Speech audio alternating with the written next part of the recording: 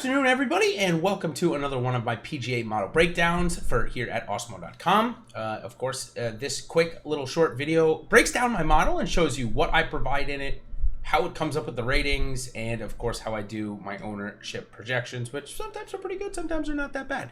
All right, let's jump right in. And here's the opening page of my model. So when you download it from our website onto Excel, this is what you're going to get.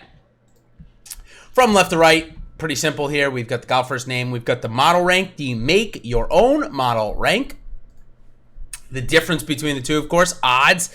DraftKings price, FanDuel, their price against each other. My projection ownership, the base rating model, and make your own model.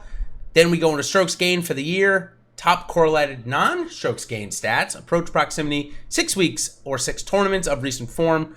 Only 1 year, of course, history this year, so that's why you only see it in one category.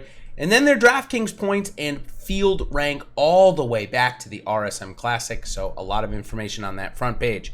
Of course, if you want to go and look at their strokes gained information player by player, we've got that here for you. So let's just take a look at Webb Simpson. You'll see all of the information pop up here on the right-hand side. Really useful tool. I love it. I use it all the time to go and check things out. Of course, I've got my little screener down here as well that I use. All right, then going across, this is how we generate the points. This is the make your own model. I had a couple questions about this week. So the MYOM, this allows you to come in and change what's in the red here, what you believe is most important out of all of these categories you see up here. And what it'll do is once you change out all the percentages, it'll give you a new rating, and that new rating will come up in column R, and then we'll transfer all the way back to column M here. So make your own model. It's an easy way to kind of go about it. Now, on the bottom of the screen, each tab will have its own, of one of those criteria, I should say, will have its own tab, as you can see here. If you want to see the strokes gained by field ranks or some more stats, I've got just a bunch of stats in there. Approach proximity from 2 years as we scroll up here and I show you. We've got recent form for everybody in the field, and my recent form sheet. My course history sheet, which again, it's only one this week, so it's not really useful.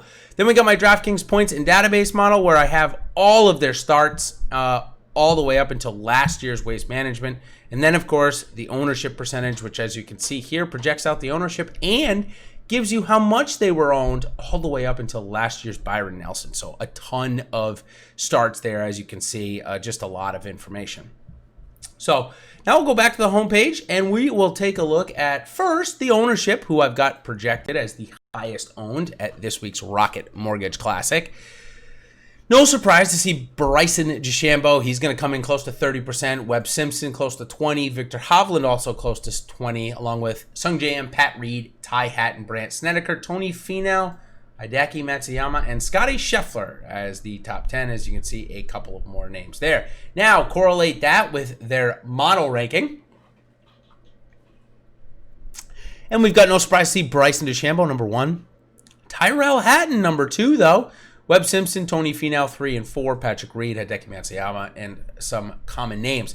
In terms of the cheapest value, or I'm sorry, the highest rated value play, Kevin Kisner.